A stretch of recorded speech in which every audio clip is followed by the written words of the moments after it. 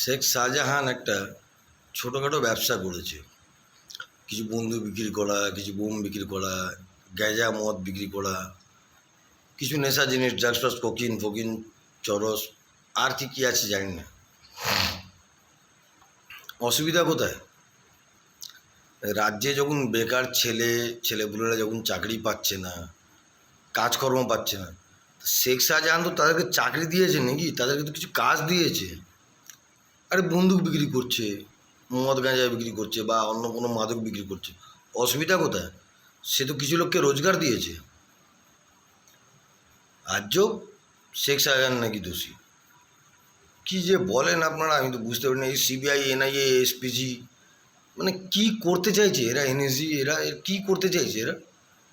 কিছু লোককে তো কাজ দিয়েছে, সেই চাকরি, সেই চাকরিগুলো আপনারা খেয়ে নেবেন। শিক্ষকদের চাকরি গেছে গেছে,